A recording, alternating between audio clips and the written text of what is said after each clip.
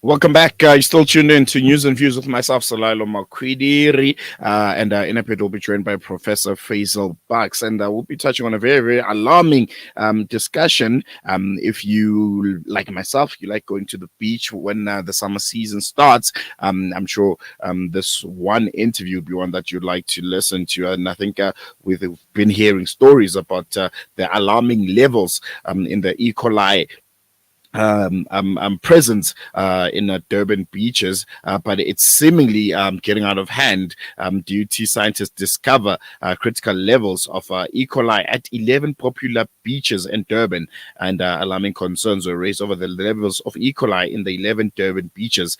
These concerns were expressed by the Institute for Water and Wastewater Technology at the Durban University of Technology after conducting water quality tests on Wednesday. So, with summer not so far off, and with a lot of South Africans going to be flocking to the beaches in Durban, it's going to be very, very important to know which of those beaches are very, very, very dangerous to, take a dip in, and what's causing these high levels of E. coli. Will be joined in a bit by Professor Faisal Bucks, who's joining us via StreamYard, just to give us a bit more insight on this very, very interesting and very concerning and alarming turn of events. Professor, thank you so much for joining us on Salam Media. Really, really appreciate you giving us your time.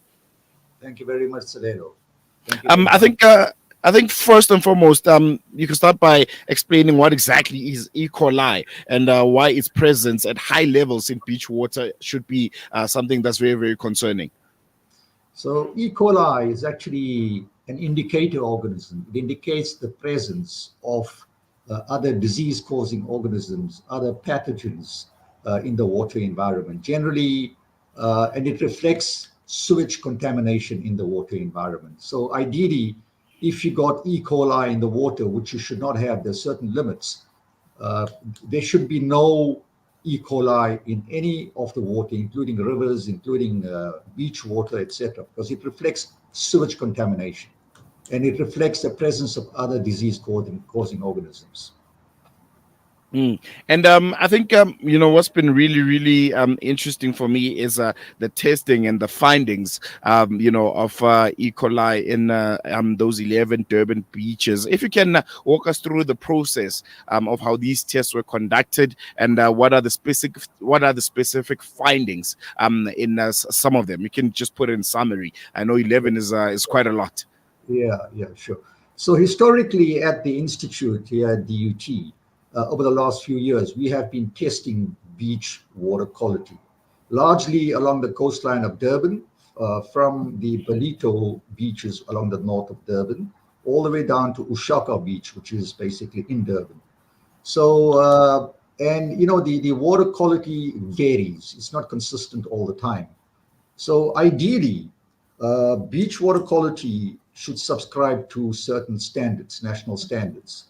And the counts that should be acceptable is between 0 and 200, which is basically acceptable for swimming purposes, acceptable for surfing, etc., etc. The counts between 200 and 400, ideally, one should not be using the beaches at that time. The counts are reflecting those numbers. But more than 400 CFU per 100 moles, that's referred to as critical levels. That should not occur. That should not happen. And when we've been testing over the last few years, as I mentioned earlier, the counts tend to vary. But when we tested last week, uh, we found really, really high counts in 11 out of the 14 beaches.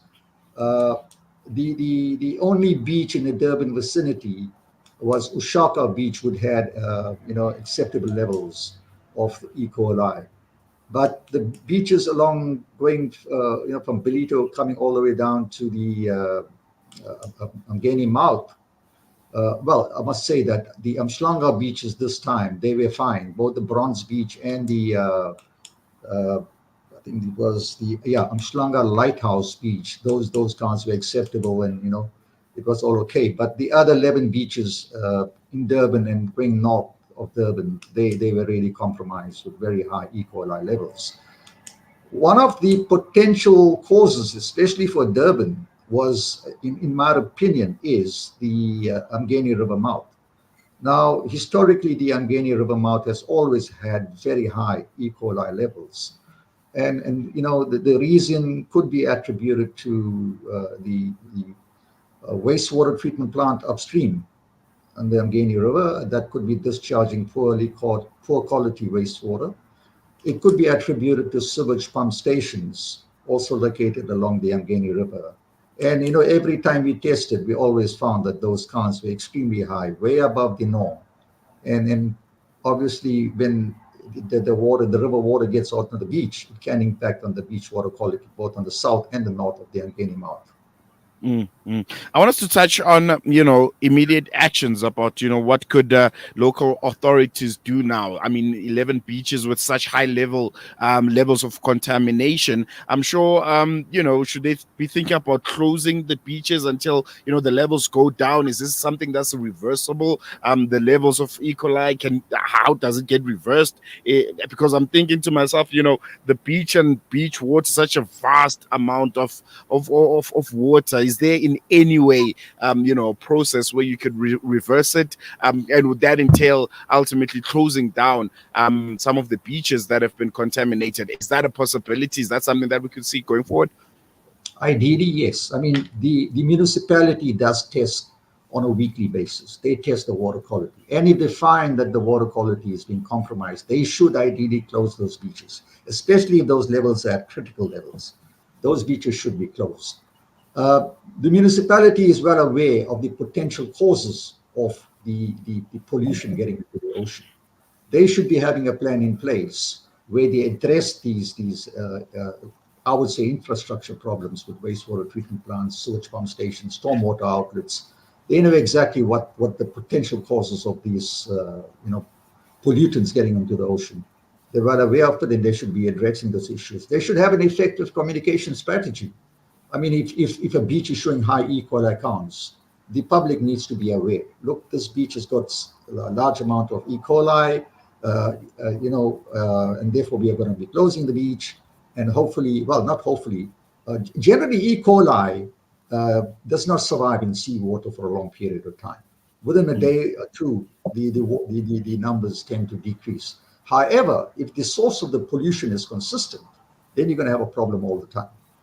So there are various strategies and mechanisms that the municipality can employ to ensure that the public is not subjected to this high E. coli counts, because it's in the interest of public safety. It certainly impacts on people's health. Speaking of public safety, the summer season, the warm spring season will be upon us very, very soon. We know South Africans, love flocking to the Durban beaches, for the holidays. What advice would you give, to beach goers during this period? I'm pretty sure by the time that, September, October, and the December period is on, the levels seemingly, are going to be staying at the same rate. For those that want to take that trip down to Durban, is it still a good idea to, head down to the beaches, surf, take a swim? Any advice for the public? Yeah, I would say, look, just follow the media largely. The municipality does test the water quality on a weekly basis. Yeah, I can't comment so far ahead. Hopefully, things will improve closer to the summer vacation. But just follow the media, and obviously there are notifications on the beaches themselves, on the promenade, that indicate the E. coli levels in the water. So just have a look at that. If the levels are high, please do not swim on the beach. But hopefully things would get better as we move towards summer, because I think this has been a historical problem. It's not like it happened last week only. It's been happening for years.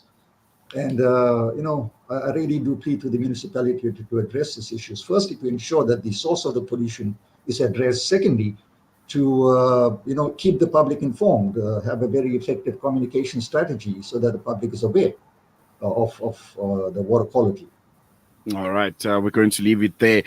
Prof, thank you so much for giving us your time and giving us insight on, I think, something that's very concerning. I mean, if you could see some of the images coming out of Durban during the December season of all the people flocking into the beaches, and it's just, a sea of people on the sea. So yeah, I think it's going to be very, very concerning going forward, and hopefully the municipality does deal with it. But thank you so much for giving us your time. My pleasure. Thank you. Professor Faisal Bucks, the director of the Institute for Water and Wastewater Technology at Durban University of Technology, giving us insight on the surge in E. coli levels in 11 beaches in Durban, turning them into danger zones. Will you still be making that December trip to Durban? If you still do, or in the summer period, November, September is coming along. It's going to get really warm. Is Durban still, a destination that you love frequenting? Give us a shout, 0617660355. I know I have a trip to Durban with my maids in October, and I hope by then the E. coli levels would be down, because what's the point of going to Durban if you can't go to the beach? Eh? Really concerning stuff. We're going to take a quick break. When we come back, we'll be having another interesting interview. We'll be speaking to the founder of Africa for Nuclear, Princess Mtombeni, about whether or not South Africa should be heading to nuclear to mitigate the energy crisis. Is it something that we need to be investing our time and energy in, understanding it, and moving away from coal as the main source of energy in South Africa? Princess Mtombeni is the founder of Africa for Nuclear, who'll be joining us for that interview right after the break.